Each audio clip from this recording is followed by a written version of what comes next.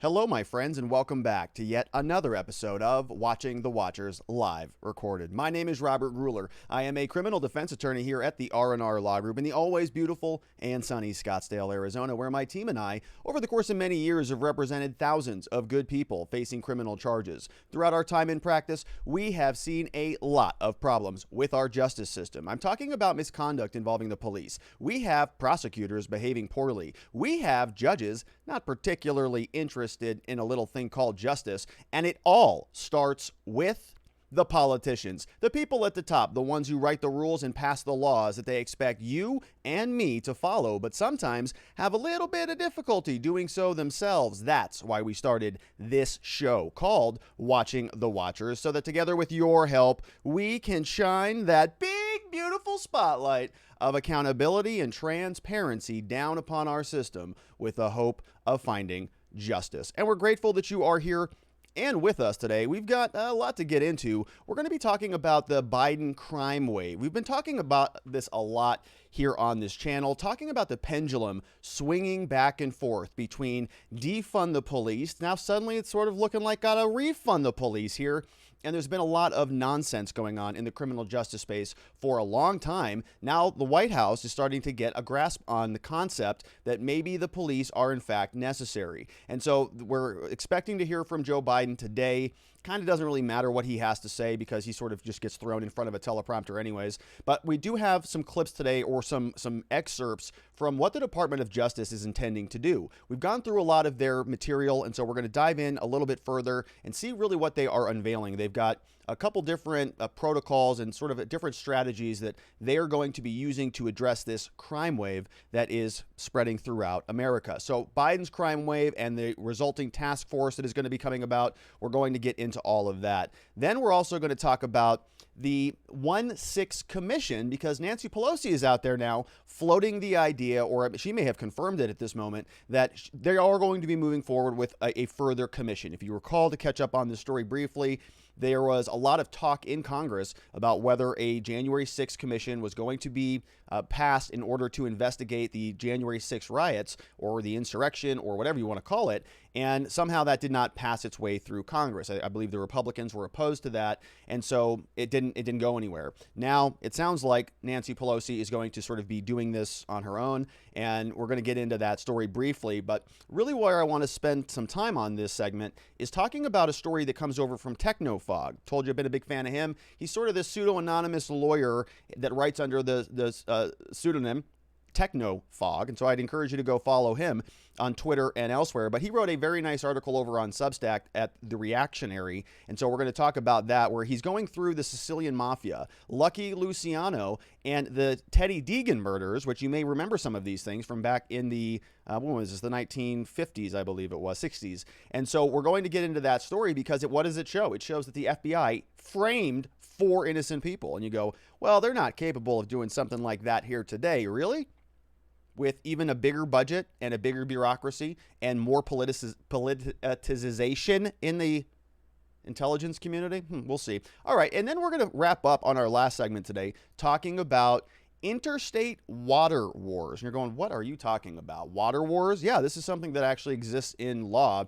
Actually a fascinating area of the law. And I know it might sound sort of mundane because we're talking about water and water rights, but I probably don't realize, maybe you do, that the states are fighting to the death over water rights. And so in Arizona right now, we're sort of fighting over the Colorado River, and we've got different apportionment between what Arizona gets and what California gets and what Utah gets and what New Mexico gets.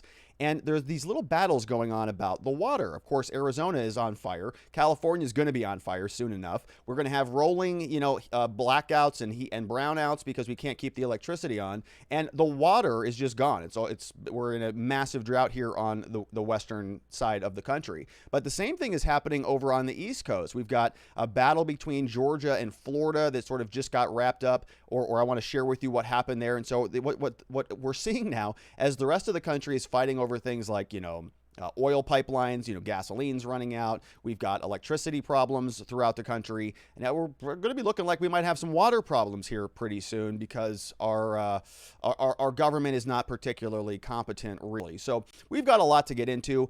Ordinarily, I'd invite you to be a part of the show because we take questions in between each segment. But as I mentioned yesterday, I've got an event today. We have a company team building event that we're going to be doing this afternoon. And so I want to make sure that my full attention is dedicated to our team at the R&R Law Group. And so we're going to just be, this is going to be a premiered video as you're watching right now that is pre-recorded. Doesn't mean that we're not going to be taking questions, though, on Sunday. So on Sunday, if you're a member over at watchingthewatchers.locals.com, if you support our show there because YouTube demonetized our entire channel earlier this year, well, that would be great. First of all, thank you for the support. But we are going to be doing some good stuff this weekend. We've got our monthly Zoom meetup. Cameras on, optional. If you want them on, leave them on. We'll have some Q&A going on there on Saturday. But then if you can't make that, because I don't record that, we're going to do a Q&A. I'm going to post a thread on Locals. And so if you got any questions or leftover cases or any stories that you're like, Rob, why don't you talk about this week? You missed one of the biggest stories. Then we're going to do a little Q&A. So I'll record a video on Sunday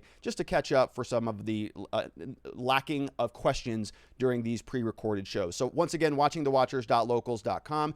And I would encourage you to check out some of the other links that are down in the description below. Of course, we have a law firm in Scottsdale, Arizona, the R&R Law Group. We love to help good people facing criminal charges. And I also have some informational offerings down there at gumroad.com/Robert Gruler. Do not forget to subscribe to this channel and the others that are down linked in the description below. All right, so enough of the introduction. Let's get into the news of the day. The Biden crime wave is capturing a lot of attention out there in the media and also the people who are the victims of the surge in crime that is permeating itself throughout the country. Now, this is something that we spent a lot of time talking about. So I want to give a quick little breakdown of sort of how this channel came to be.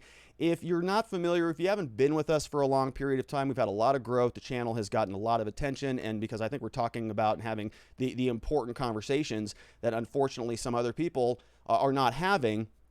But I digress. Let's go back to the origin story here. So as we all know, I'm a criminal defense lawyer, and I used to make these videos where I would actually call out the police officers. So I'd actually kind of hold up their mugshot and say, hey, this officer got arrested for this. If you've been stopped by this officer, your case may be able to be dismissed because he breached protocol. Who's to say he didn't breach protocol? In your case, give our office a call, right? And so I'd be very aggressive towards law enforcement. And this was back in, I would say late 2019, kind of working into early 2020. And I was doing a lot of public speaking, and I was sort of out there, engaging with different recovery and treatment centers throughout Arizona. And then COVID hit. And so I thought, oh man, all of these things got canceled. And so I couldn't go in person anymore. So I thought I have to sort of, make sure that I'm still connecting with people some way. And decided to start a live show here on YouTube. That was about March 2020 because of the context of the coronavirus. Everything was locking down, no more public speaking. So I just had to sort of say, okay, let's try this live show thing and see how this works. I was sort of freaked out. I've got an entire law firm that I wanted to keep open, and I wanted to make sure that we could keep, representing our clients and maintain our office so that our team can, provide for their families. And so it was sort of a stressful time. So we decided to go online, and I was still somebody at that time who was sort of, kind of aggressive towards law enforcement. And that was my watching the watchers, right? Let's hold the police accountable, because in March 2020, not a lot of people were talking much about this stuff. And then we fast forward. And so let me back up there. At the early outset of the show, I would say that if we're talking about this spectrum of sort of where you fall, I was a little bit more sort of like, let's say, pro-police reform, let's put it that way.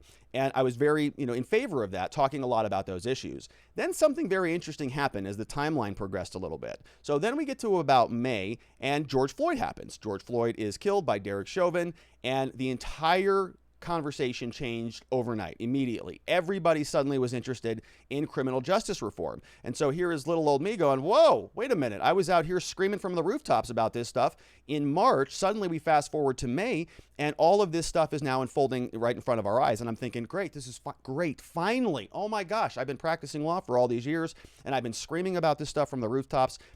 Finally, we're going to get some criminal justice reform conversations taking place in this country.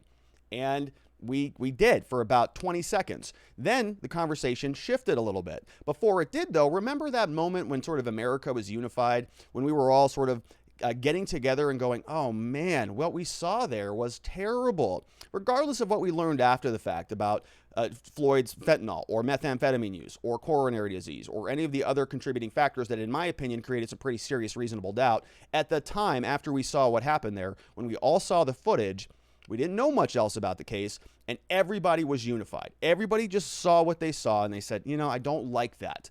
And maybe we need to have a little bit of a conversation about humanity between law enforcement and the people that they're arresting. And I was all on board for that. Absolutely. Let's have this conversation, because we represent people who are subject in many cases to law enforcement. It can be very difficult to have to sort of sit there with their families and explain that, hey, this is just how the system is. I know it's terrible, but this is how it is.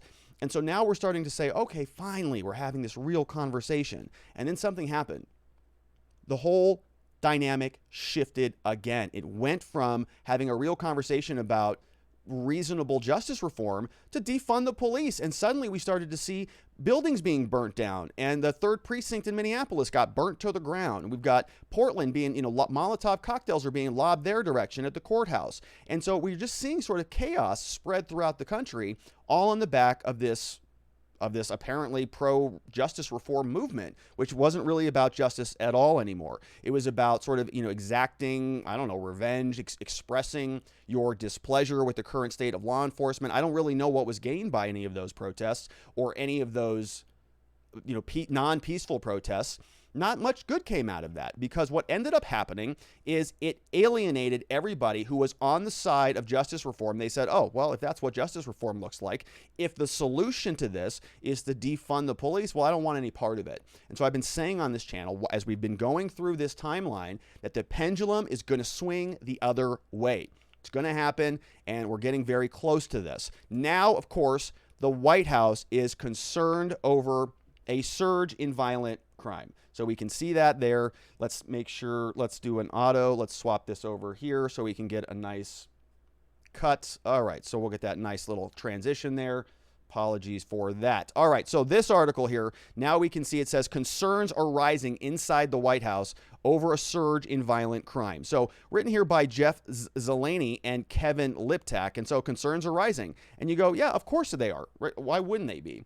Because literally, different city councils around this country started to defund the police. We saw this, 6 million gone, and they brought 6 million back. And the list goes on and on. Around the country, we've seen city councils say, nope, we're going to move it from the police over to community supervisors or whatever. And now the pendulum is swinging back the other direction. There was a lot of momentum against the police. And I've been saying this for a long time here. I totally disavowed BLM and all of those organizations because they became politicized. And the only momentum, or the only action item that they had on their list of 7 demands, was to defund the police as it comes to justice reform. The other 6 demands were all about, political, remove Trump, don't let him run again, get him off the internet, blah, blah, blah, useless stuff. Nothing to do with justice reform. So it was kind of an embarrassment of a movement, but we all knew that this was going to go the other direction. There was going to be a lot of calls for defunding the police. The police, rightfully so, we're going to get agitated about that. Oh, you don't want me here policing you and protecting your neighborhood, and you think that I'm a racist piece of human debris? Well, then how about I just don't come back? How about I just pick a different profession? Because I am free to do that. I'm not obligated to come and protect and serve you. If you don't value my services, you're free to pick up and go, right? This is America. You're free to do that stuff, which I encourage everybody to do.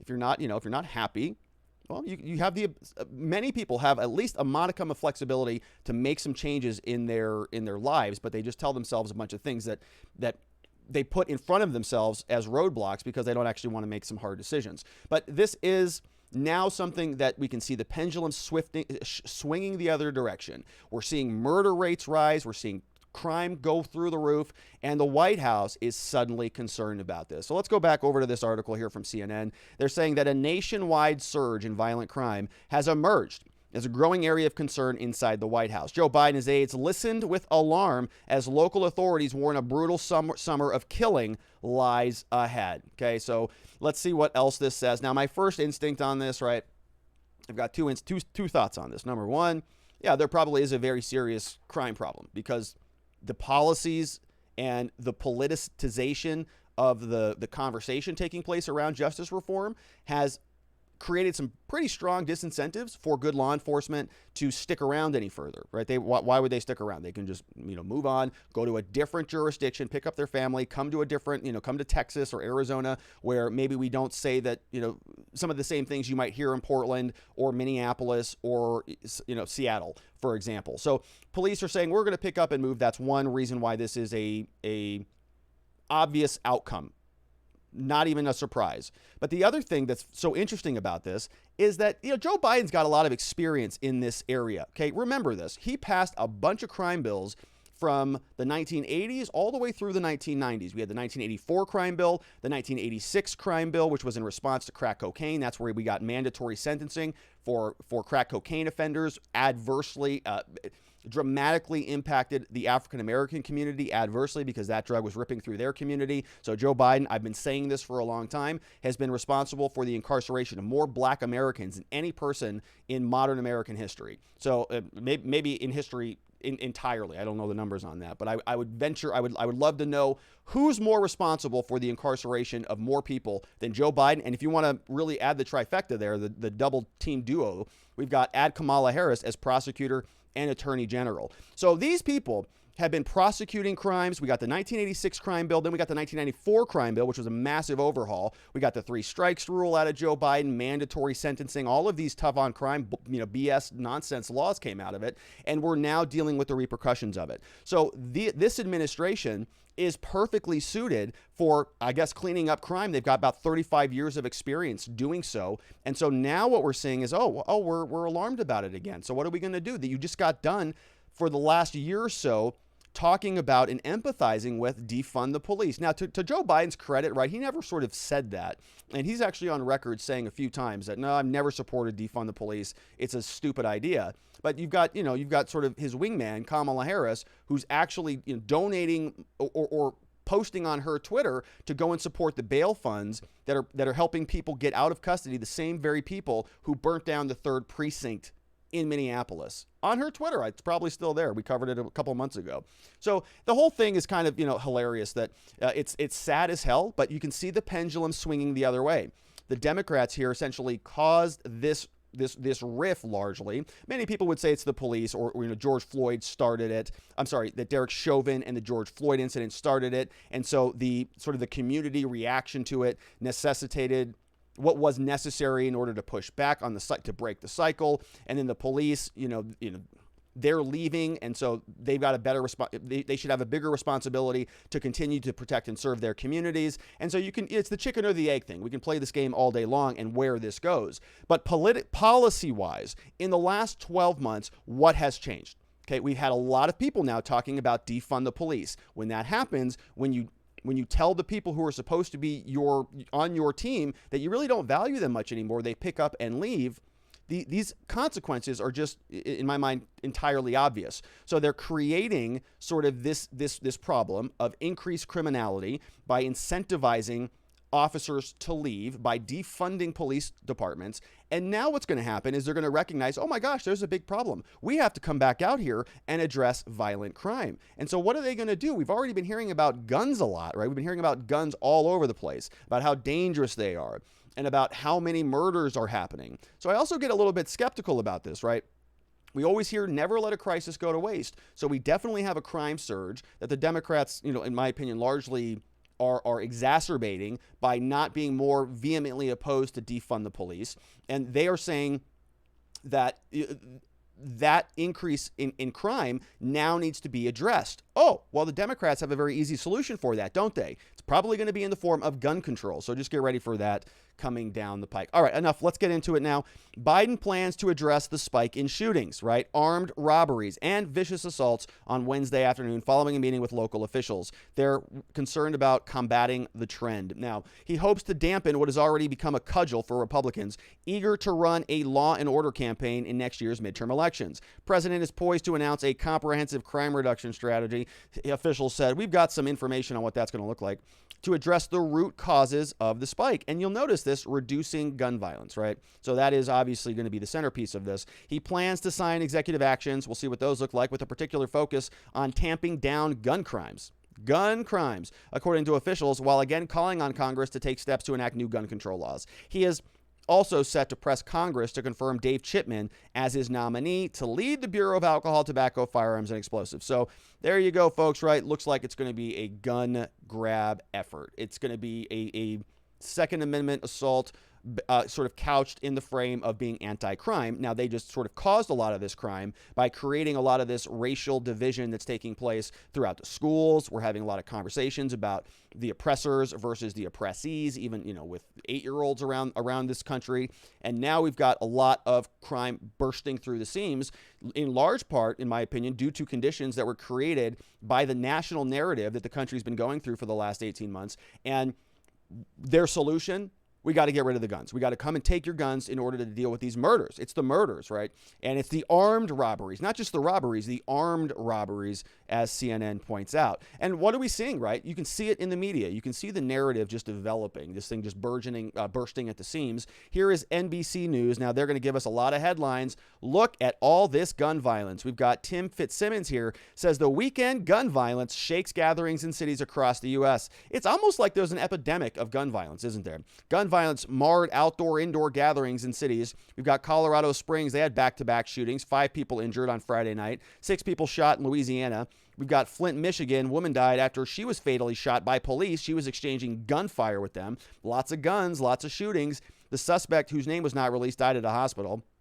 Elsewhere in the Midwest, we've got NBC Chicago. At least 5 people were killed, dozens injured in gun violence there. We've got Wichita, police officer hospitalized after there was a shooting there. Another shooting here, somebody was killed in an exchange with police. Texas, 8 people were shot at a party. Police said the shooting happened in an argument after it broke out. Northern California, 7 people shot in Oakland. We've got Oakland PD saying, okay, right, so you get the gist of it, that it's shooting. It's responsible for all the crimes. Everybody's being shot.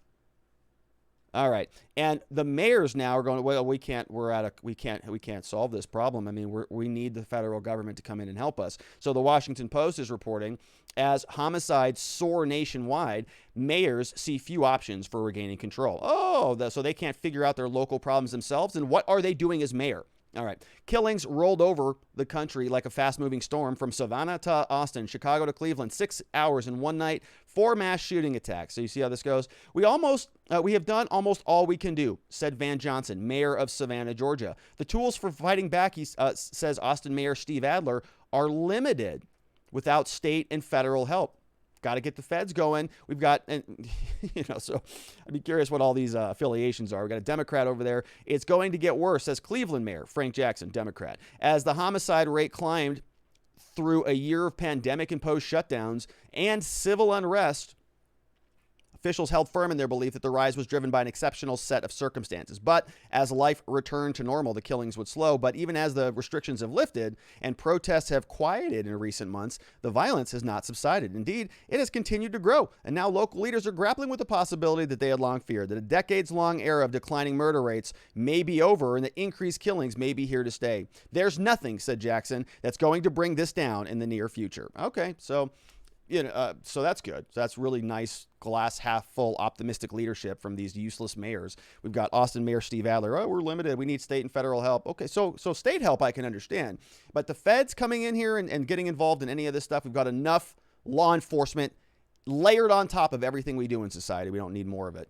All right, so we've got Baltimore police. She says that she's calling for boots on the ground. So, we've got another Baltimore police commissioner. We've got Michael Harrison said Tuesday he would like more, quote, boots on the ground and additional funding to help his department amid a surge in violent crime. During an interview with Jake Tapper, Harrison noted that Baltimore and other big cities are seeing a spike in violence, Maryland recording 18 homicides in the past days. The police chief said that this has resulted from a number of issues like gang violence and retaliation from bad acts, but the city has seen a particular increase in close acquaintance shootings and domestic violence. Harrison, who said his department is roughly 230 officers short. I wonder why that might be. Why would officers who are scolded and have their fingers wagged in their faces all the time by people like me, actually, why would they just pick up and leave, right? Why would they do this? Now, I'm a criminal defense lawyer, so I think that's pretty pertinent for me to, be able to sort of express my concerns with the lack of accountability, transparency, or justice as it relates to bad officers. But I have never once on this channel, not once, said that I agree with defunding the police or that any good officers should be considered to be racist, whatever. Never, ever said that. But the bad officers, yeah, they've got to go.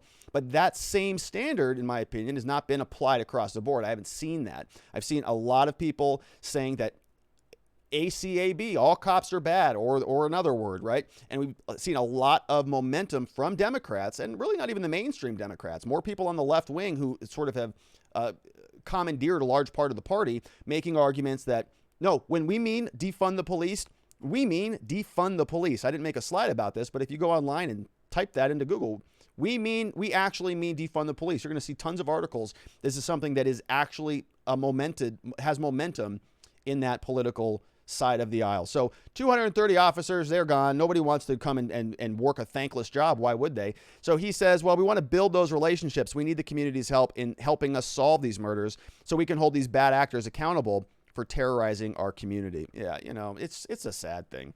It's sad because these communities are going to be hurt. It's all right. So let's take a look now. I said previously that I've got some concerns here that maybe some of this is about an attack on the Second Amendment, coming after the guns, the firearms. We've been seeing this a lot. We've been hearing this for a long time, and I just went through, showed you some of the headlines. Shooting, shooting, shooting, shooting, shooting, shooting. They are going to smack us in the face with this for the next several months. Gun violence, gun violence, gun violence. Every single thing is going to be about gun violence.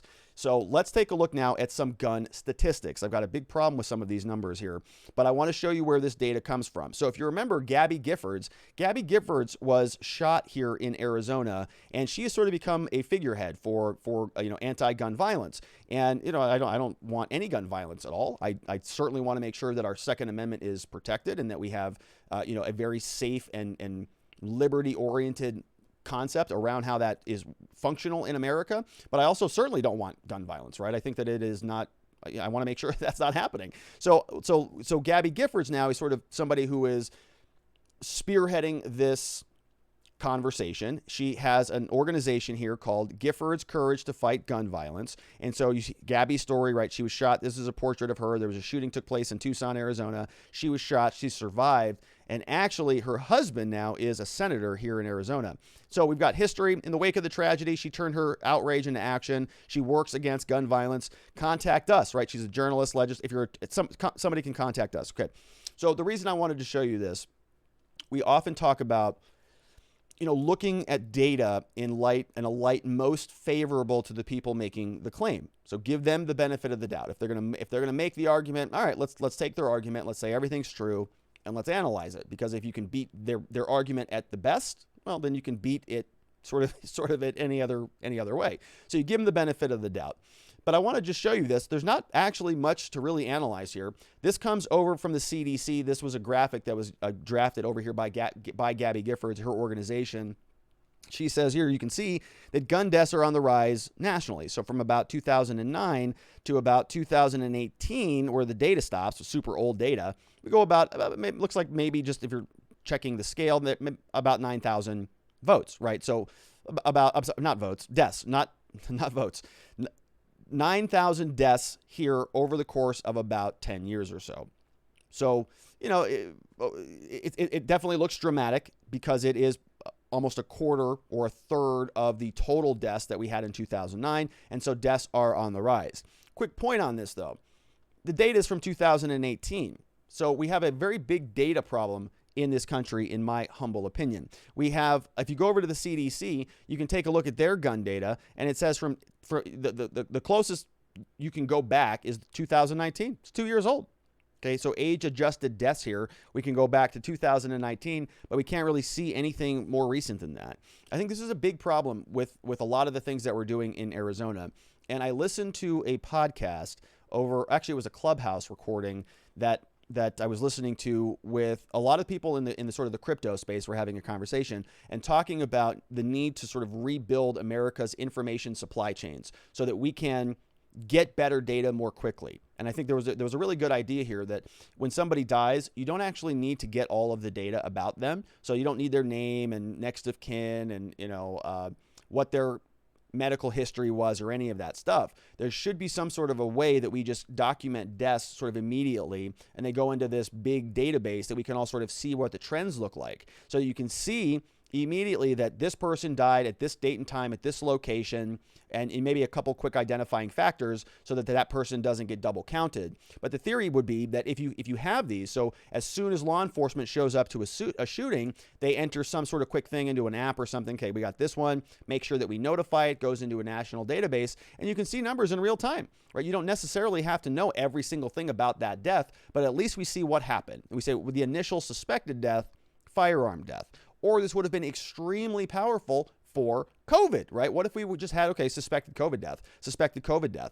And rather than locking down, let's say every state, we could say in real time, we've got a big problem over here in New York. We're going to make sure that that's dealt with. But in Idaho, things are pretty fine over there, right? It's all well and good that we have no deaths, we've got no hospitalizations. You can do the same thing for hospitalizations, suspected COVID here, and we can have data really in real time from all across the country. And so, maybe they have something like that, but they don't tell the public about that, of course. They don't give us any of that information. And so we're dealing with numbers from 2019 from the CDC. So thanks, great. So, all right, we've got now, when we break down those 2018 numbers, we saw that these were almost 39,000 deaths, a lot of deaths. But when you break that number up, you'll see about 22,000 of those, about 23,000, 61% of those are suicides. Okay, so about only 13 or 36% of those are homicides. And so they're not giving us year over year over what that breakdown looks like. So in other words, so let's say this is the y-axis, the x-axis. Now we have, theoretically, we could have homicides that are still like this, but we have suicides that are like that. And so they're saying this is an increase in gun violence, but is it really gun violence or is it an increase in suicide? Right? We don't know because we have useless data. We have some other statistics here from Gabby Gifford. Says key findings: someone's killed in the U.S. every 13 minutes in 2019. We had 39,700 dead, but they say it's from gun violence, right? But I get it.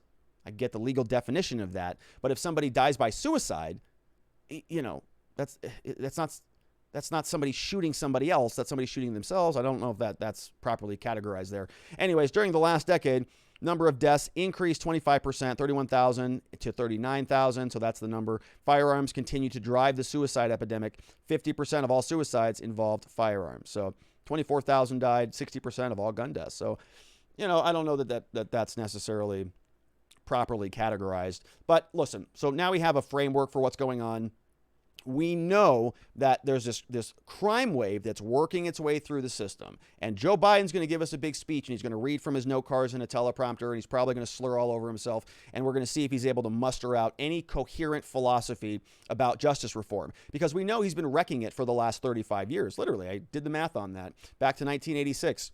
35 years. Now, today, he's sort of having a conversation about reducing the same mandatory sentencing for crack cocaine that he implemented in 1986. He's now saying, we're going to sort of unring that bell a little bit. He's going to unwind that. And there's some pretty big sentencing disparities between, let's say, crack cocaine and another drug. One of those had a very increased penalty. Why? I don't know why. But I tell you what, the consequences were that it adversely impacted African-American communities more than any other community in this country. So Joe Biden's got to answer for that. Now, he's going to come out here today, and we're going to see what he has to say. It doesn't really matter, as I said, because the Justice Department is already giving us some information on what they intend to do, and they're the real actors here. Joe Biden's just, a silly old man just kind of, acting as president. Now we have the Justice Department yesterday. They gave us a press release. They say here that the Justice Department announces the formation of the Firearms Trafficking Strike Forces. Oh,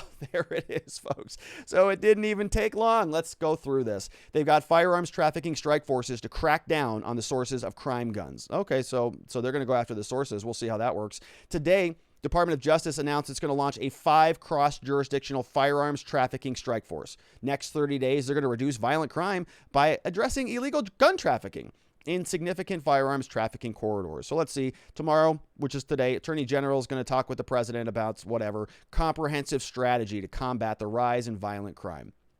He's got a lot of, Joe Biden has a lot of experience in passing massive criminal bills, tons of them, 1984, 1986, and so on. In fact, at one point in time, Joe Biden said, any criminal justice bill that came out of Congress since 1976, I think it was, has Joe Biden's name on it. He's very proud of this record. So now, good news. We've got somebody who has been incarcerating people for the last 40 years or so. He's now going to be in charge of solving violent crime. So I'm looking forward to that. Are you looking forward to that? Because the current state of our justice system is a direct result of Joe Biden and Kamala Harris. And now they're going to be tackling it again. So I'm great. Let's get into it.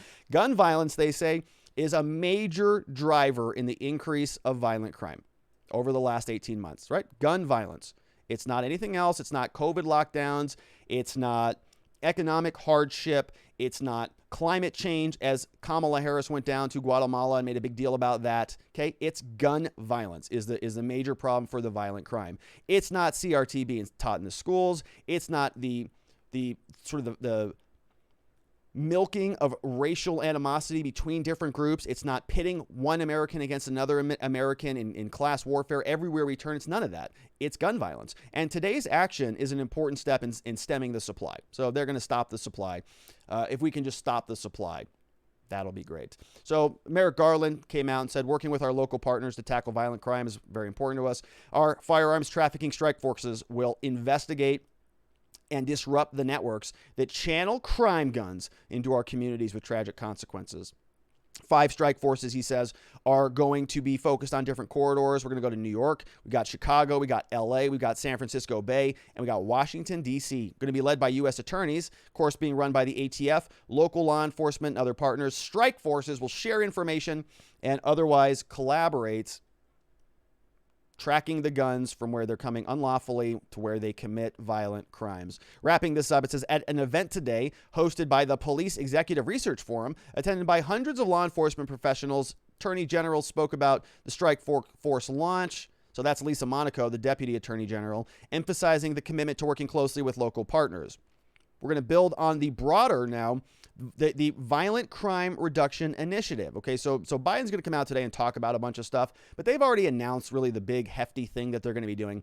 It's this Violent Crime Reduction Initiative. Okay, this was announced May 26, 2021, and so it's not that old. Supports local communities in prosecuting, preventing, investigating, of course, gun violence. Now they say other violent crime. So in guidance to federal agents and the prosecutors, the deputy attorney made clear that firearms traffickers have enforcement priority across the country. Okay, so they're sort of flagging for us. Violent crime, and what causes the violent crime? The guns. And what are we going to do about that? We're going to go deal with the source of the guns, the firearms traffickers. They're going to go to a couple different places: New York, Chicago, LA, San Fran, Washington, D.C. And Chicago, that's a good spot. Yeah, right. I mean, we just saw, I think in the previous article, something like 18 deaths. So I want to go back now. Let's take a quick look at this previous effort to reduce violent crime. So this came out on May 26 now, and it is at Washington, D.C. I want to show you these 4 bullet points that they gave us. So it says the strategy here is a 3-pronged approach. First, it establishes 4 fundamental principles that are going to apply to violent crime reduction. And so, this is sort of what, you think about this like a mission statement. Like I talk about safety, clarity, and hope all the time, right? So when we talk about our law firm, if we're going to take action, we're going to make sure that it's doing one of those things. If we're going to be, I don't know what to do with this particular problem. Okay, well, does it provide our clients with safety, clarity, and hope? If yes, then you're more inclined to do that. If not, then you're not going to do that thing, because those are our guiding principles.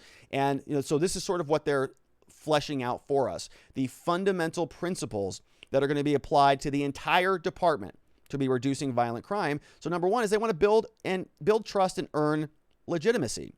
So they say meaningful law enforcement means you got to engage with, you got to connect with your community.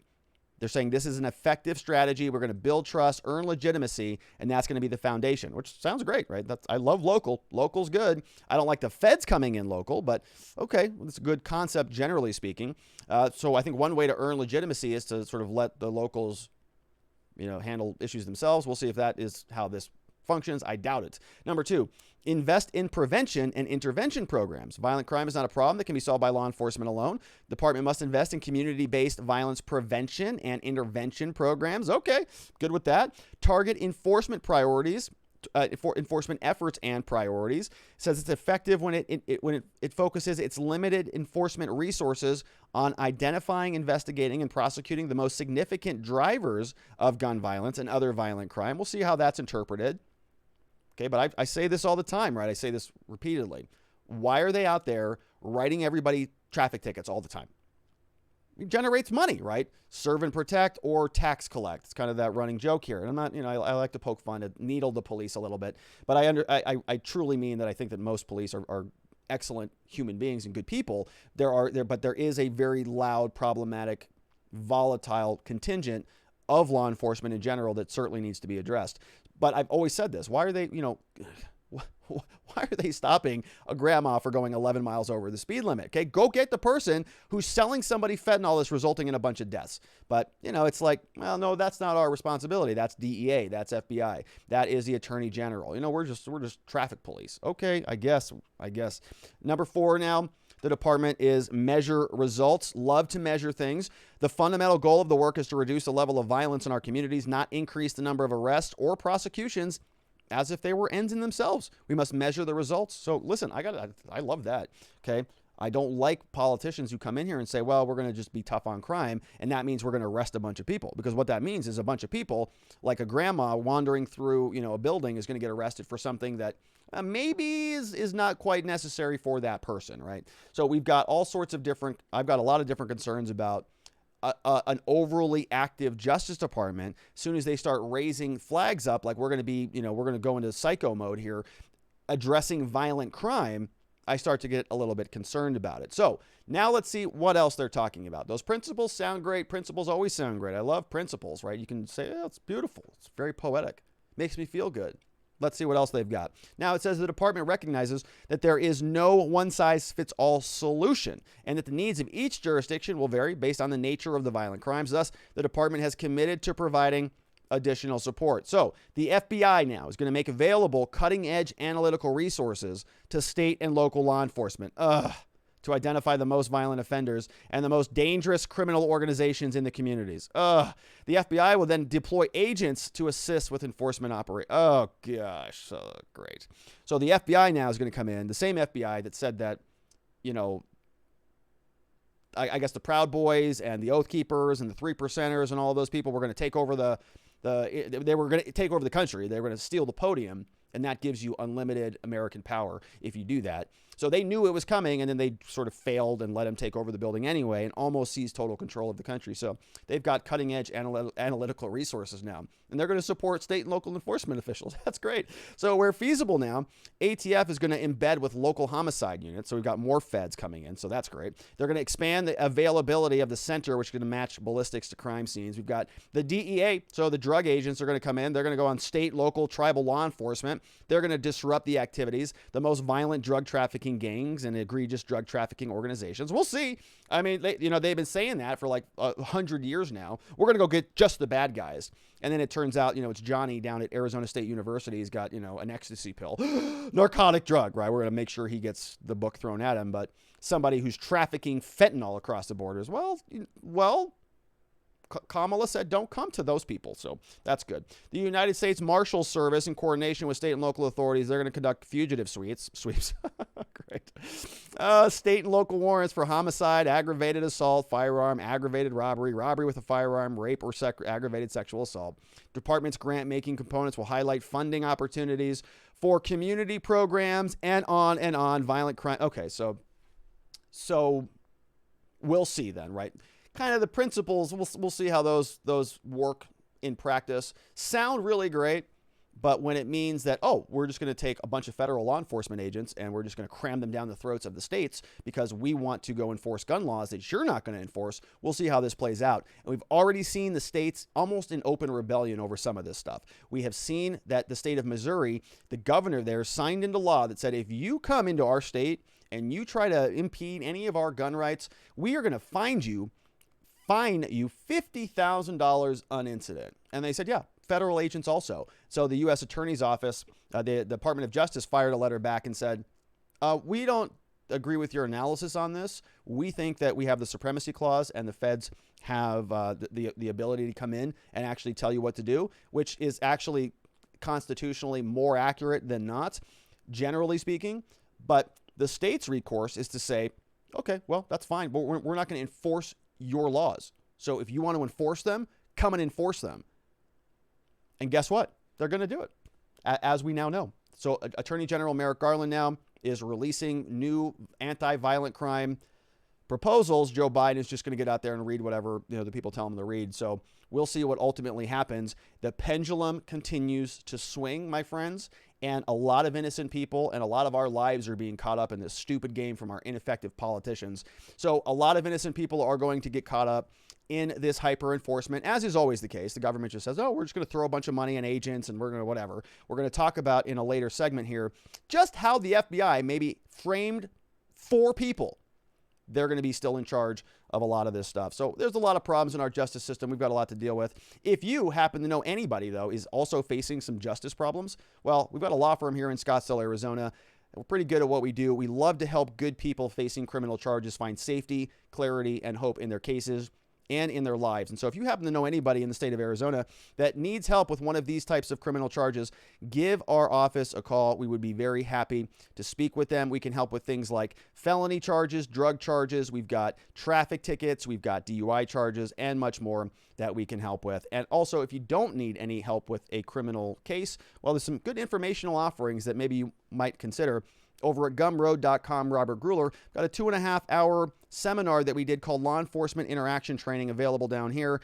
Very, very interesting stuff. I go through the 1, 2, 3 rule for how to deal with law enforcement. Very, very simple framework for dealing with law enforcement. If you're interested in personal productivity, I have a different course here. And if you're a lawyer or a law firm marketing person and you're interested in how we sort of run our firm and how we have sort of grown quickly and helped a lot of people, that's another offering that you can check out there as well. Gumroad.com/Robert Gruler.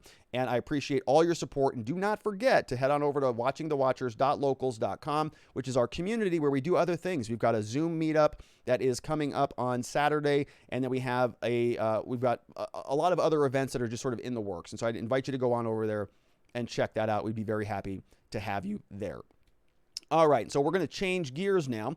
We are going to switch gears and we're going to talk about Nancy Pelosi and the FBI. Oh my goodness. Okay, so we're going to get into this story. Let's start here. We've got Nancy Pelosi is still considering whether or not to form a January 6th commission. This is something that has been in the works for a long time. After January 6th came and went, many people were scratching their heads, myself included, wondering how did something so catastrophic happen? We've got 18 different intelligence community agencies. We've got different layers of law enforcement. We have National Guard all over the place. And somehow one of the most sacred buildings in the United States got taken over by about 1,000 people who knocked over some barricades. So the whole thing was kind of embarrassing as an American from top to bottom, just a catastrophic failure across the board. And so the government has sort of been, kicking the can around a little bit, trying to figure out what to do about this, whether they're going to investigate it and what that investigation looks like. So Pelosi now is kicking around whether she's going to create a January 6th committee. And in fact, she may have already clarified this and decided that she's going to move forward with this. But a big question came up very recently, and Tucker Carlson was somebody who talked about it on his show, and there were some other articles that came out from revolver.news kind of hinting around the idea that maybe the FBI hasn't been as honest with us in this case. Maybe the people who are supposed to be investigating this, the people who were in charge of securing the facility, maybe they had prior knowledge, maybe they kind of dropped the ball a little bit or let their guard down because it would look kind of really, might serve somebody's interest one way or the other if Donald Trump looks like a tyrannical mobster. So, there's a lot of questions being asked about this. And the response to a lot of this has been, oh no, the FBI, no, they would never do something like that. This is our cherished institution. They protect the homeland. It's filled with great people over there. And I'm sure that there are great people over there. No doubt about that. Probably mirrors a lot of the same complaints that I have with law enforcement. But is there any historical context for this. Is there any historical example of when the FBI maybe framed 4 innocent people? There is, in fact. And who is going to guide us through this story? Technofog. Told you, a big fan of his work. He's a lawyer, writer, researcher. Follow him over at twitter.com. And then, of course, go check this out. This is what he wrote on his Substack. When the FBI framed 4 innocent men and how John Durham uncovered the shocking crime. So go check this out. You know, I typically don't like to read from somebody's entire article, but I think we're able to add a little bit to this. And I would encourage you to go support his work over at Substack. But I do believe this is a free article at the moment. So Technofog, thank you for your work. Nice job. Keep it up. All right. So let's get into this article. It says, when the FBI framed 4 innocent men. And as is usually the case, we're going to go through, I've got some emoji explanations and I've got some photographs when they are applicable. But I want to go through this and just sort of diagram what's happening here. The allegation here is the FBI framed 4 innocent men and how they did it. This is the story. Murder. They destroyed families and they tried to cover it up. It's also the story of John Durham and Robert Mueller and how Durham uncovered the crimes and how Mueller's FBI disputed the innocence. Okay, we're going to be talking about these guys. We've got Salvati, Tamalo, and Greco down here, and Lamoni is somebody who's going to be the subject. He's kind of the main defendant of this case. Up here we have the FBI agents. We've got we've got Morris and Conley. In 1983, Albino down here was a member of the Massachusetts State Parole Board. Albano thought that he was doing his job. He was looking in to commute the sentence of Lamoni. So he's on the parole board. He's saying, well, we're going to look at Lamoni and see if we can commute his sentence. Lamoni had been charged with murdering Deegan down here. Deegan, in conjunction, allegedly Lamoni with Greco, Tamello, and Salvati murdered Teddy Deegan. So the convictions, though, never sat right with Albano. He wasn't happy about that. He had suspicions about him because he met with Greco one day, and Greco said he just wanted to live one day as a free man, just one day. So Albano there has some suspicions, and, you know, FBI Morris comes to his door. FBI Connolly comes to his door. 1983, they just got some questions for him. Is that the case? No, not really, not at all. FBI special agents John Morris, John Connolly, they weren't there to say hello. See, they got some new emojis now. They're not happy. So they are there. There was a darker purpose, straight up intimidation. So they go to Albano's house. They're intimidating him. They say that it wouldn't be good for Albano's career if he voted for the commutation. So Albano wants to commute Lamone's sentence for the murder of Deegan, saying, listen, FBI says, if you do that, not going to be so good for you there, buddy boy. So Albano, though, he commuted them anyways. Particular petition, Lamone filed 6 petitions. They were all rejected. Governor Dukakis rejected it because the FBI and U.S. Attorney Bill Weld, they put pressure on Dukakis. They said that Lamone was guilty of the murder. He had been involved in the commissioning of the murder and so on and so forth. Parole board voted in favor of 2 commutations by Greco. Okay, so Greco was denied by Dukakis, denied by Weld.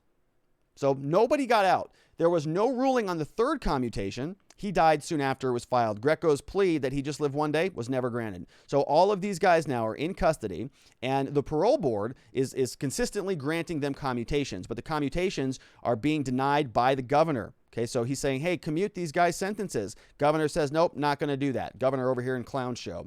FBI leaving a lot of, putting a lot of pressure through the U.S. Attorney's Office on the governor to put pressure on Albano.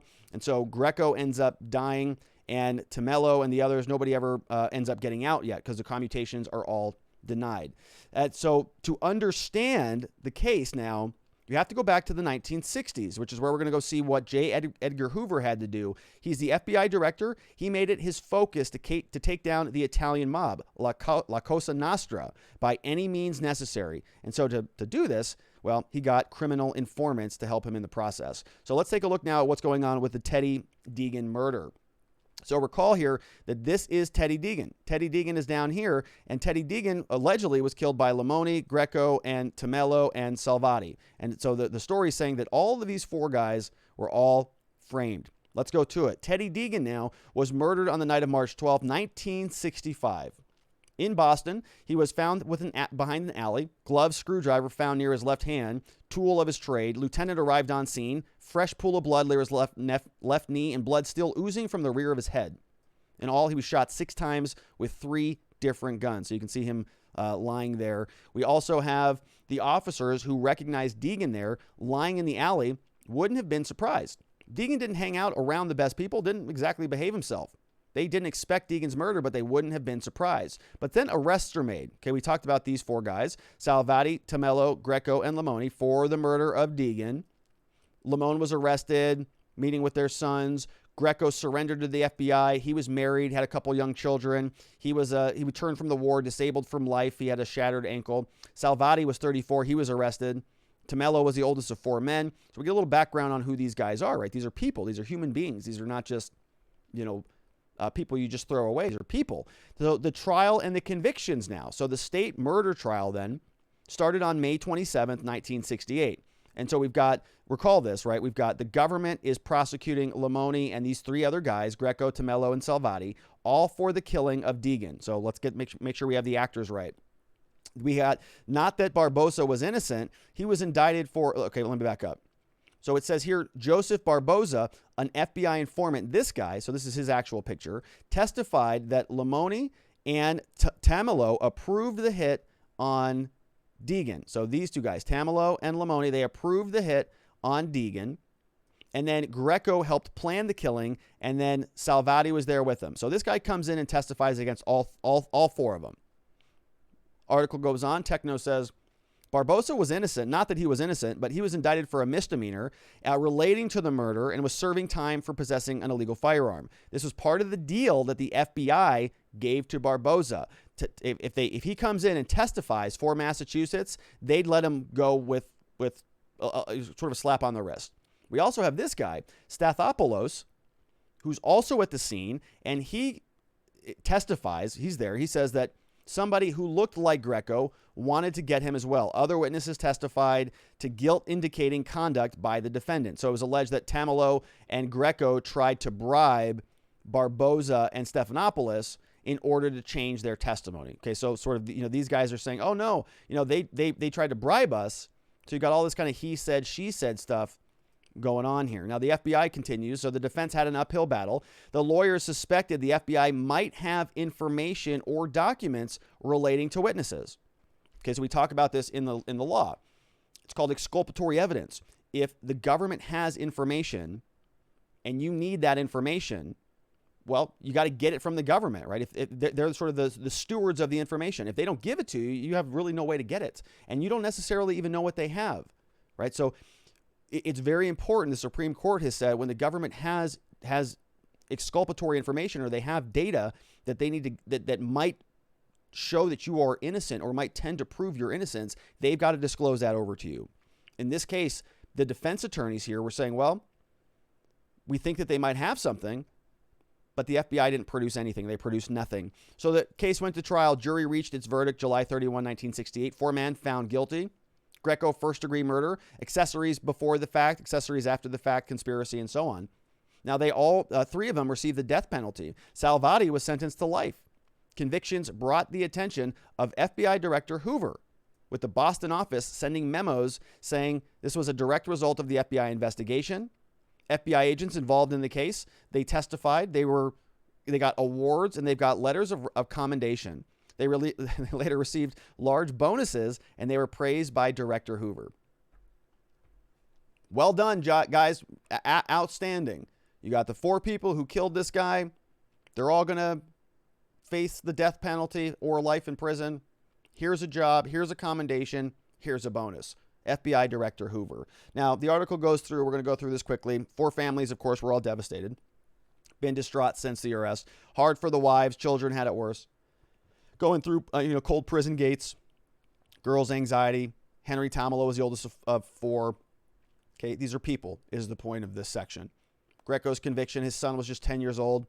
Son contemplated suicide, right? Boy's mother, Roberta, stopped cooking and cleaning. Families are devastated. Greco's health suffered. Same fate as his family. Lost control of his bowels. Salvati helped clean up after him. Greco's right leg was amputated below the knee due to gangrene. He died in prison, 1995, okay? Somebody died in prison. Now, if you say that he was a guilty person, maybe you're not too bothered by that, but let's see what happens. 2 years later, his son committed suicide by drinking a can of Drano. His other son, Eddie, struggled with cocaine and heroin addiction. He would also eventually die from what was likely an overdose. So, very catastrophic when stuff like this happens. Wrecks everybody. and it should not be looked at lightly, obviously. Okay, now let's go in. Now, what did the FBI know about this? We now have the story. We know what happened here. Sounds pretty obvious, right? Okay, well, what does the FBI know, according to Technofog? Well, there were FBI secrets about these convictions for 30 years. These secrets went all the way up to the FBI Director Hoover. They were uncovered in late 2000 by then Assistant U.S. Attorney John Durham. Remember this guy? Where'd he go? Here's Hoover. We've got the FBI framed 4 innocent men for murder. This setup was known to, supported by, encouraged, and facilitated by the FBI hierarchy all the way up to the FBI director. We're going to get back to that footnote here later. To understand the conspiracy, we got to go back to the 1960s.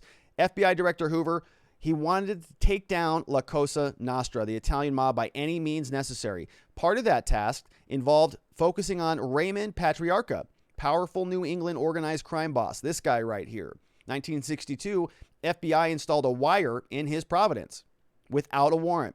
Conversations were monitored and they were forwarded to the FBI's Boston office. This was kept secret even within the FBI because it was illegal. There was no warrant. Per Judge Gertner, somebody who is sort of dealing with this case in the aftermath, FBI reports describing conversations on the wire refer to it as if it were a human source, an informant, just like any other. Okay, and so we've got the Sicilian Mafia over here. They talk about Lucky Luciano here with the Sicilian Mafia. Let's see what comes up next here. We've got the FBI also made use of informants and with whom their agents were to have a secret long-term relationship. We've got this guy. His name is, per Technofog's article, Jimmy Flemmy. His full name is Vincent James Flemmy. So we got Jimmy Flemmy here, and his birthday is September 5th, 1935. Career criminal, and he's also a top FBI informant. Okay, so now what we see what's going on here? We have an FBI informant, named Jimmy Flemmy. So FBI had known of his criminal history, knew that Flemmy had been involved in a number of murders, but he was a top informant. Condon, one of the agents also handling Flemmy, had been informed in 64 and 65 that he committed several murders. Didn't matter to FBI agent Dennis Condon, his Boston FBI supervisor, or even Hoover. Yeah, he could get close to Patriarca and other mob figures, therefore he had potential. So they just wanted to use this guy to get close to the Italian mob. Jimmy Flemmy was eventually closed as an informant in 1965. His brother Stephen also began informing for the FBI. Stephen was also a career criminal, gangster, and killer. So now we've got a situation where we've got an FBI informant, somebody who's providing a lot of information on a very high-profile mob, the Patriarca, and the Italian mob. And so the FBI Hoover wants really to make sure that they go get them. We got Vincent Flemmy, even though he is a known murderer, a career criminal, he's been a top FBI informant for a long time, and they know that he's got close access to Patriarca. They want to make sure that he doesn't get busted for anything because he's going to help them get somebody else. Now, we've got the FBI's knowledge now of the plot to kill Deegan. So remember, we've got now a wire in Patriarcha's thing. We've got wires all over the place. They're doing stuff without warrants. And all of this actually, if you're asking where this information came from, this case came from an actual opinion because a court dealt with this later down the line after all of this started to get uncovered. So this is coming from official court documents. The FBI's plot now to kill Deegan. So if the FBI has, bugs all over the place, they're listening to everything. Did they know about this? Okay, many people are sort of asking the same question about Capitol Hill. Wait a minute. Sounds like the FBI was on top of all this. They were warning us all the time that there were these white supremacists all over the country that were going to wreak havoc all over the place.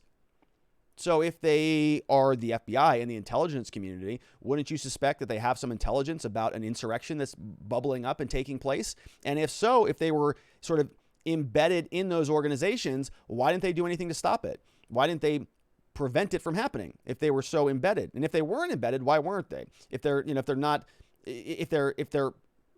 claiming that these organizations are such criminal illegal operations, well, then why are they not infiltrating the criminal illegal operations? Or is it maybe that they're mischaracterizing some of them? I don't know, but let's see. What did the FBI know when there was this plot to kill Teddy Deegan back in 1960s? The wires and the informants against Patriarca, this guy, were already well underway in 1965. In 1964, the FBI learned on 2 occasions that Jimmy Flemmy This guy, you'll notice, not one of the 4 defendants, wanted to kill Deegan. FBI knew that. This is Hoover. So Hoover is aware of this conversation happening here. 5 months later, 1965, Jimmy Flemmi met with Patriarca and asked for permission to kill Deegan. Okay, so now Flemmi comes over here, meets with Patriarca, and he says, hey, can I kill this guy Deegan? A couple days later, Flemmi returned with Joseph Barboza and asked for an okay to kill him. Flemmi thought Deegan was an arrogant, nasty sneak and should be killed. Okay, so now Flemmi then go and meets with Barboza, and Barboza, they both want to kill Deegan. 2 days prior to Deegan's murder, an informant advised the FBI that Raymond Patriarca, a powerful New England organized crime boss, had ordered a hit on Deegan. They had already completed a dry run, and a close associate of Deegan's had agreed to set him up. The FBI knew it was coming because they were listening to all these calls. They got informants and everybody's talking back and forth. Hoover's just kind of watching all this happen. We have this document that comes out. It says, regarding Edward Deegan, crime conditions in Greater Boston.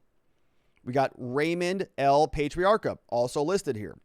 Informant advised that he had just heard from Jimmy Flemmi, that Flemmi told the informant that Raymond Patriarca had put out the word that Edward Teddy Deegan is to be, quote, hit, and that a dry run has already been made, and that a close associate of Deegan's has agreed to set him up. Flemmi told the informant that the informant for the next few evenings should have a provable alibi. In case he is suspected of killing Deegan, Flemmi indicated that the informant that Patriarca put the word out on Deegan because Deegan evidently pulled a gun and threatened some people in the Ebb Tide restaurant in Revere, Massachusetts. So Deegan offended somebody, and the hit went out on him by Patriarca. Flemmi and Barboza, they go over to have a conversation with Patriarca, say, hey, can we hit this guy? He says, yeah, certainly. Why? Because he went and he insulted me at my Ebb Tide restaurant in Revere, Massachusetts. So then Deegan, of course, is actually executed March 12, 1965. This was the same day that one of his killers, Jimmy Flemmi, was assigned to be developed as an informant. Okay, so the actual story now is that Flemmi and Barboza were responsible for it. The FBI's knowledge, the FBI never doubted who killed Teddy Deegan. They knew. The day after the murder, an FBI informant reported Jimmy Flemmi confessed to the killing, along with Roy French, Joseph Romeo Martin, Ronnie Caseso, and Joseph Barboza. 3 months later, Hoover was informed that Flemmi had participated in the murder. This guy and this guy, Barboza. And if you recall, earlier on, these two people were a part of the trial taking place against the 4 co-defendants. The FBI was able to put together exactly how the murder was supposed to go down. After the hit was approved by Patriarca, the men planned to kill Deegan when he and an associate, who was also to be killed, were robbing a place in Chelsea. French was to tip off the killers as to the time and the location. The death had the criminal world talking. March 13, 1965, the day after the murder, a top FBI informant reported Flemmi confessed to the murder with French, Romeo, Martin, Caseso, and Barboza. That account would be repeated over and over with minor variations in every single document the FBI had before Barboza started cooperating. Other accounts supported that theory of the murder as well. Chelsea police had information that the men had been seen leaving the restaurant together at 9 p.m., returned 45 minutes later. Other informants came forward 11 days after Deegan's murder. In 1965, it was reported that the FBI, that Barboza, this guy, also admitted to the killing. The memo below shows that Director Hoover, the director of the FBI, was informed that the FBI's own informants had murdered Deegan. Here's that document. Following are developments during the current week, I think. Criminal Intelligence Program, Boston Division. Hey, on March 12, 1965, Edward Teddy Deegan was found killed in the alleyway. Gangland fashion. Informants reported that Ronald Casesa, Ronald Martin, Vincent James Flemmi, Joseph Barboza, prominent local hoodlums, were responsible for the killing. They accomplished this by having Roy French, another Boston hoodlum, set Deegan up in a proposed breaking and entering. French apparently walked in behind Deegan just as they were gaining entrance to the building and fired the first shot, hitting Deegan in the back of the head. Casesa and Martin immediately thereafter shot Deegan from the front. Anthony Stathopoulos was also in on the burglary, but had remained outside in the car. Okay, so these guys just, set him up, execute him, walk in like they're doing a breaking and entering, shoot him in the back of the head as soon as the door goes off. And that's it. Hoover now, This information wasn't shared with state authorities. All of that information that was being held with the FBI never made it to the state authorities, never made it to the defense counsel. As a result, this became a criminal conspiracy by the FBI hierarchy all the way up to Director Hoover. This guy right here. And can't happen today? Really? How did this all come about? Well, Durham started digging into this. 1995 information of the Whitey Bulger's relationship with corrupt FBI agents became public. FBI started to investigate the Boston field office. This included a review of documents relating to Lamoni's case. In 2000, Durham uncovered memos from the 1960s detailing the misconduct. He gave them over to the DOJ, U.S. Attorney's Office, state and prosecutors, and the FBI. As a result, the county district attorney's office immediately filed a motion to vacate the conviction. They wanted to grant Lamoni a new trial and then admit him to bail. Okay? In 2000, decades later, Judge Margaret Hinkle of the Superior Court ruled that Durham's documents were material, they were exculpatory, and they cast real doubt on the justice of his convictions. Obviously, the state cases against Salvati and Lamoni, the only two still alive, were dropped. Greco and Tamello died already in prison. Their cases were posthumously dropped. So 2 people are released, 2 people are dead because the FBI covered up for their informants who actually committed the murder. They were very useful informants to them. So it served them to make sure that they didn't go to prison for this stuff. 4 other people did. Now, Mueller, once he uncovered the documents, the Massachusetts Pardon Board reached out to Director Mueller. Remember Robert Mueller, the estimable person who was going to go out and take out Donald Trump for all his improprieties? Asking the FBI, they're asking about their official response to the evidence. Boston field office provided a shameful response that new evidence of an FBI setup did not mean that the men were innocent. They do this all the time. It's disgusting. It merely means that they are entitled to, quote, a new trial.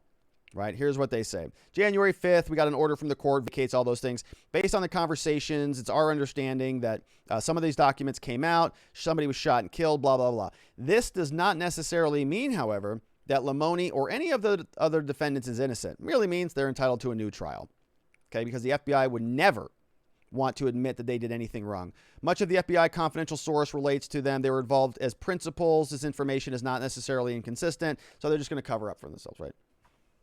They know exactly what happened. They know where this went, and they did it anyways. So where did this all come from? We've got the aftermath of the lawsuit. Eventually, the surviving men and their families, along with the families of the deceased, filed suit against the FBI, saying they obstructed their civil rights. Turns out that the FBI had been hiding evidence from their own lawyers. This caused Judge to say that this matter should be brought to the personal attention of the director of the FBI, Robert Mueller. After a bench trial, Judge Gertner concluded this was about intentional misconduct. This was about subordination of perjury, conspiracy, the framing of 4 innocent men. She awarded them $100 million in damages. For the wrongly convicted, though, well, it's never going to be enough. Okay, they spent their life in prison. They also lost 2 colleagues. Two of their co-defendants are dead. Meanwhile, the FBI headquarters is still called the J. Edgar Hoover Building. Mueller enjoys at least a good reputation with some, and Durham still quietly looks for the truth. Great article here from Technofog. That is the link. Go check him out. These are his sources. So he did some heavy lifting on this. Now, this, as he says, a lot of this comes from this opinion, Judge Nancy Gertner's July 26, 2007 memo and civil litigation. So if you want to read the full case, that is where you will find it. But of course,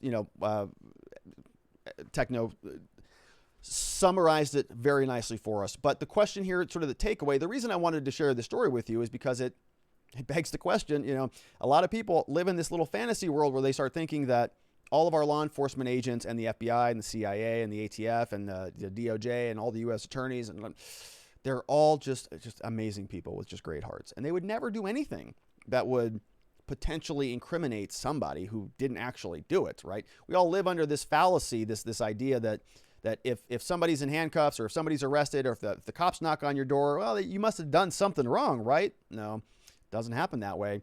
And, this was back in the 1960s. We have a bigger FBI with more bureaucracy, that's more politicized, that has even more documented histories of malfeasance, especially related to Donald Trump. We've got the FBI lovers case. We've got all of the improprieties as they relate to all of the other Trump administration officials. The list goes on and on and on.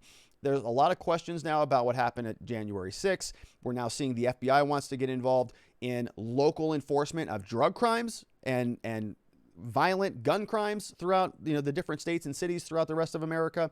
So we're on track for a very interesting justice transition under this new administration. And I personally am not somebody who is looking forward to where this is going. We'll see where it goes, but we're going to stay here and we're going to continue to hold the line against this type of government misconduct, lack of accountability, lack of transparency. It's why we started the whole show here. All right. So unfortunately, there are people who are in situations like this that are absolutely innocent, but they're charged with crimes. We just heard about 4 innocent people that the FBI framed. If you know somebody who is facing criminal charges in similar circumstances, give our law office a call. We are the R&R Law Group. We can help with any type of crime here in the state of Arizona: felony charges, drug charges, traffic tickets, DUI charges, anything and everything in between. We can help you remove a mugshot off the internet. We can clear up old criminal records. We can help you restore your right to vote, restore your right to possess a firearm, so you can get back to enjoying those constitutional rights that you should be entitled to. We'll help you get that cleared up. And we offer free case evaluations, and we love to help good people facing criminal charges find safety, clarity, and hope in their cases and in their lives. We would appreciate your referrals. If you're not interested in criminal law, or hiring a criminal law firm, I should be more specific, you may be interested in learning something about criminal law. And so I want to share with you my gumroad.com/Robert Gruler address. We did a 2.5-hour law enforcement interaction training, which is available here if you want to take a look at that. If you want to follow, we've got some other courses I'm working on right now. Throw that in there or take a picture on your cell phone, and that will take you right directly to the link. We have existence systems, and we have a legal mastermind. If you're a lawyer or a legal professional, certainly check that out. And I certainly want to make sure that you head on over to watchingthewatchers.locals.com, which is where we have a lot of other activity that takes place throughout the day. I'm starting to post a little bit more behind the scenes stuff, so sort of, a little bit more informal, impromptu stuff over there. But the real reason to be there is because when we have a live show, we do live chats at watchingthewatchers.locals.com. And we also have a monthly meetup that's coming up this Saturday. And so you can get the registration link over there. And we really do appreciate all your support. Thank you so much for that. All right. And our last segment for the day, this one's a little bit different. We don't normally talk about this type of stuff, but I think this is interesting. I'm curious to see what you have to say about it. All right. In the United States, we have seen a lot of shortages. We had a gasoline shortage, we've had some electricity shortage, and now we have a water shortage.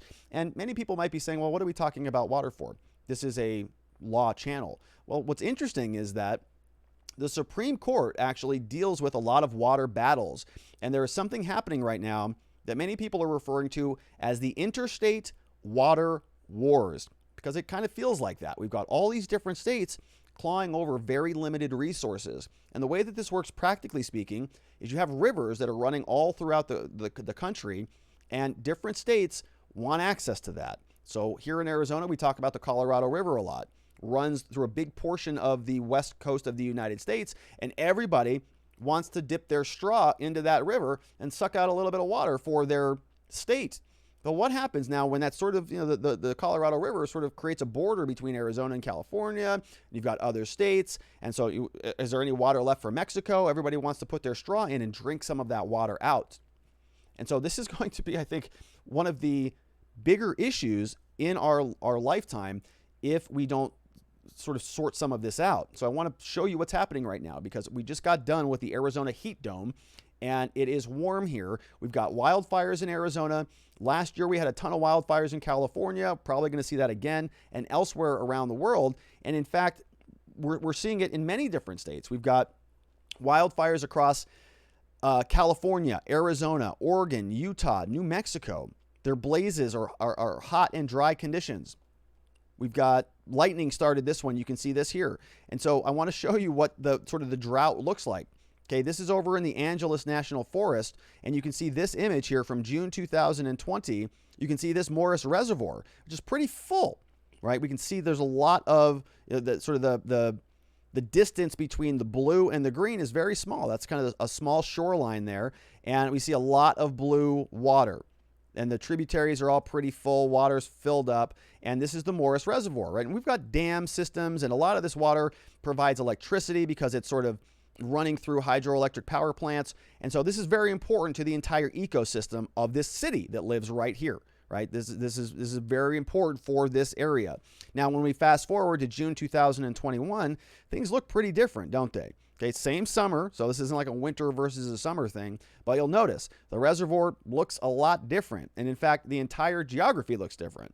This looks green over here in 2020, but in 2021, it looks sort of like a brown, barren desert. And you'll also notice that the area where we see the shoreline is very big now. We see a very, very robust shoreline, a lot of sand because there's no water in this reservoir. The reservoir down here, the one that sort of houses some of the, I believe, some of the electrical facilities that power things, is also empty. And so this is a big problem because we see this now happening throughout the entire West Coast, and it is also happening in Texas and and elsewhere around the country. And so this is a drought that we're seeing, right? So the United States is going to have to deal with this. And in particular, these southern states are going to really have to deal with this. Now, if you're thinking that this is only for the West Coast, if you're thinking that you're over here in Florida or you're over here on the East Coast, not so fast, okay? Because these are battles that are also taking place. I'm going to show you a battle between Florida and Georgia over one of these rivers. I think this river right here. And they were just not, Florida thought that they were going to get it, and then Georgia kind of swept in under them. And so it can turn into this little interesting battle.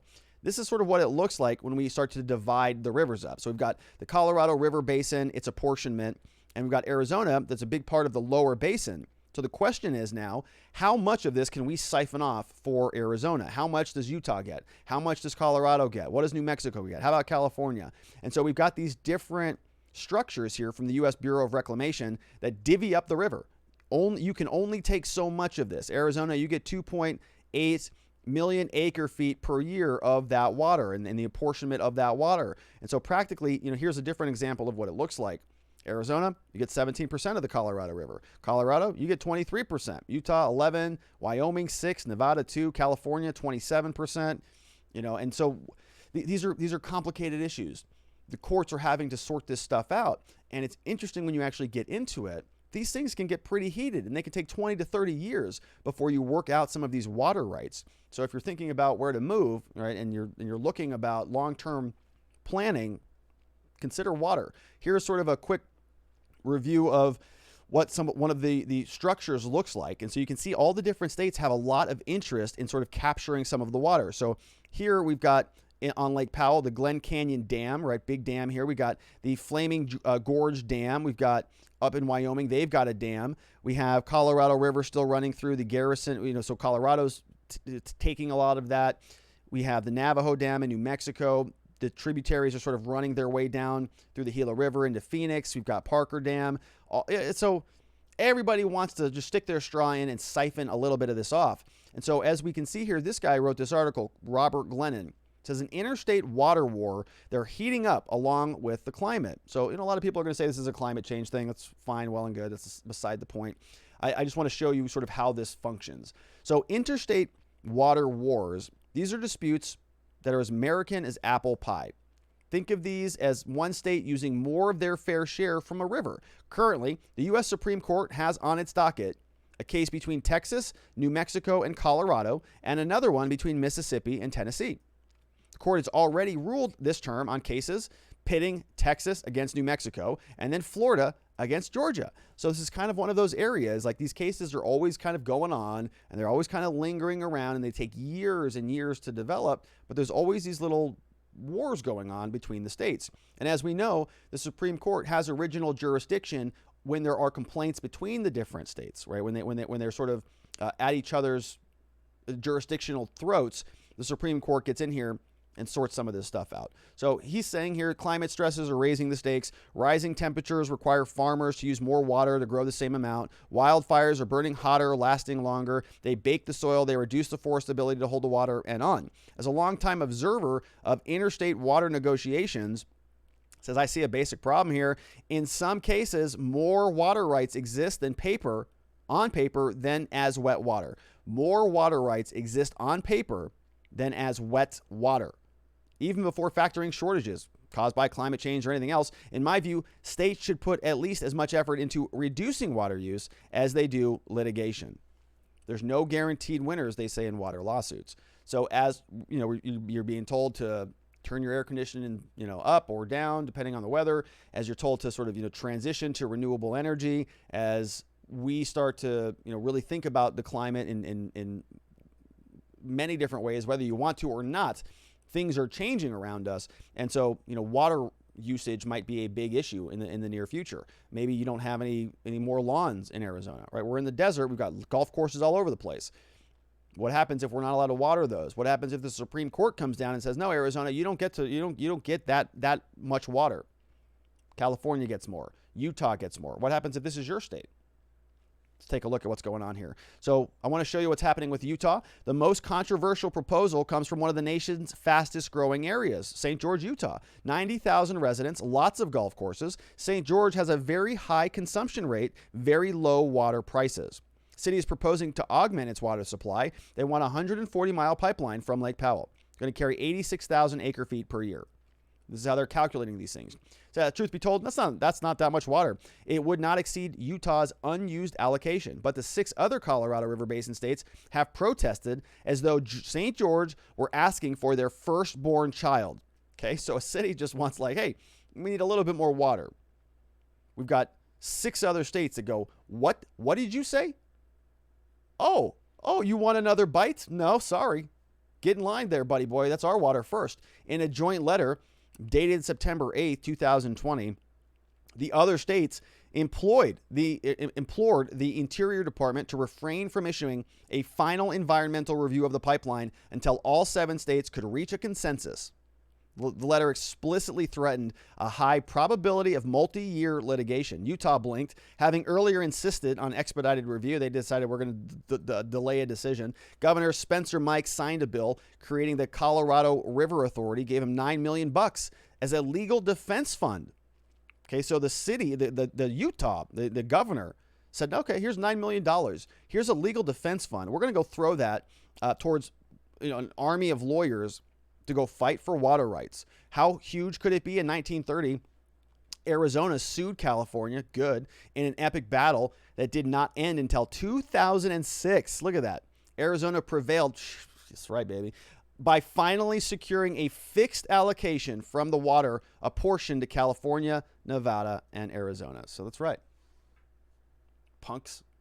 California punks. All right, so that's good stuff. Water rights litigation is fraught with uncertainty. Just ask Florida, which thought it had a strong case against the Georgia water diversion from the Apalachicola Chattahoochee Flint River Basin. That's a great, oh God, I can't comment on that. Flint River Basin were harming its oyster fishery downstream. Okay, so we've got Florida. Georgia was now diverting water from the Apalachicola, Chattahoochee, Flint River Basin. That is a hell of a name. The Apalachicola, all right, we're going to move on. The case extended over 20 years before a U.S. Supreme Court ended the final chapter in April 2021. The court used a procedural rule that places the burden on plaintiffs to provide clear and convincing evidence. Florida failed to convince the court and walked away with nothing. Those damn Georgians, they just took all your water, Florida. Supreme Court said, that's it, sorry. Step it up next time. But Florida, I mean, candidly, you have a lot of water. Like, I know it's not the water that you want, but you're like 3 sides of your state are like surrounded by water. I know that desalination is expensive. I know it's not the same thing. All right, what's going on here? Let's take a look. This was the complaint that was decided back in looks like this Arizona versus California. I just want to show you what this looks like because it's just kind of a fun thing to think about. We've got different states duking it out over water. Arizona versus California, October term 2005, a bill of complaint. So Arizona's, hey, we're filing a lawsuit against you, California.